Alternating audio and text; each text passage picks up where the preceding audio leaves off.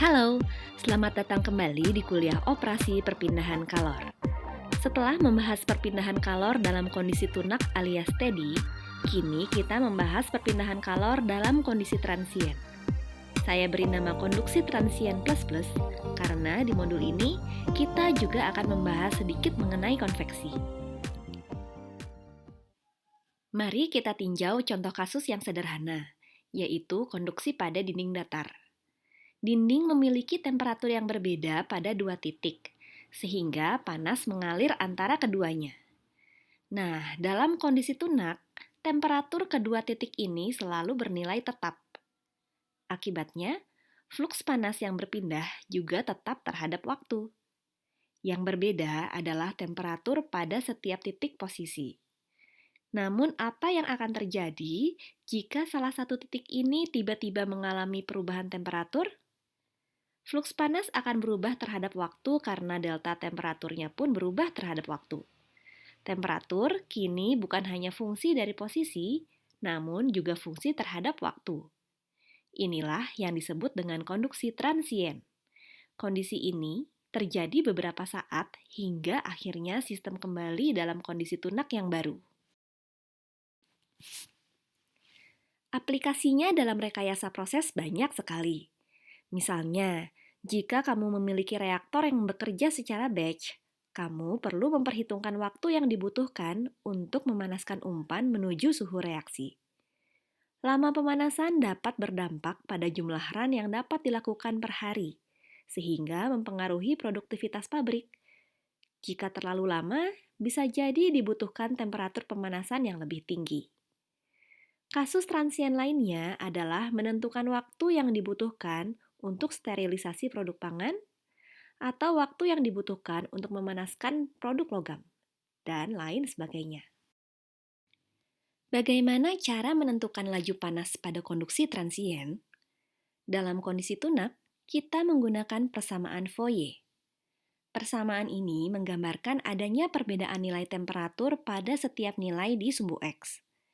Nilai temperatur konstan terhadap variabel lainnya, baik Y, Z, maupun waktu. Untuk melibatkan besaran waktu, kita perlu menambahkan persamaan raca massa. Jika dalam sistem tidak ada pembangkitan panas, maka heat generation menjadi 0.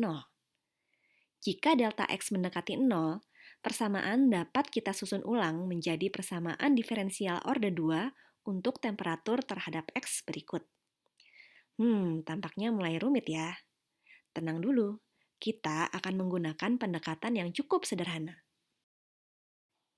Dalam banyak kasus, konduksi transien akan melibatkan perpindahan panas pada medium fluida di sekitarnya.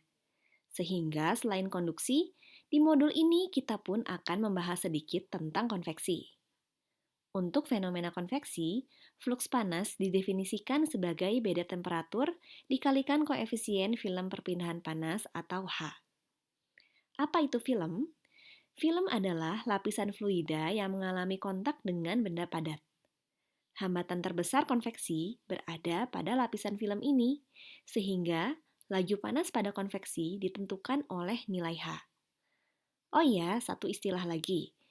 Jika kamu meninjau koefisien perpindahan keseluruhan untuk suatu unit, seperti heat exchanger, nilai konduktivitas serta koefisien filmnya seringkali tidak dinyatakan secara terpisah, melainkan tergabung menjadi koefisien perpindahan panas keseluruhan alias U. Sekarang bayangkan sebuah benda padat yang tiba-tiba ditempatkan pada fluida yang berbeda temperaturnya. Saat benda padat baru dimasukkan, ada dua fenomena yang terjadi. Yang pertama, konveksi fluida yang terjadi di permukaan. Kedua, konduksi yang terjadi internal benda. Kedua fenomena tersebut memiliki koefisien perpindahan panas tersendiri. Penyelesaian kasus ini tergantung dari kondisi. Apakah konveksinya dapat diabaikan? Atau konduksinya diabaikan? Atau keduanya harus diperhitungkan untuk menentukan fluks perpindahan panasnya? Disinilah kita mengenal Biot number. Biot number merupakan rasio antara hambatan internal konduktif dengan hambatan eksternal konvektif. Rasio tersebut dikalikan dengan karakteristik dimensi yang tergantung pada bentuk benda yang dicelupkan. Maka akan muncul 3 kondisi. Jika Biot number lebih kecil dari 0,1, maka hambatan perpindahan panas konduktifnya dapat diabaikan. Jika Biot number lebih besar dari 40, maka hambatan perpindahan panas konvektifnya dapat diabaikan. Dan jika Biot number berada di antara 0,1 dan 40, baik hambatan konduktif dan konvektifnya tidak bisa diabaikan. Sehingga fenomena konduksi dan konveksi harus diperhitungkan secara bersamaan.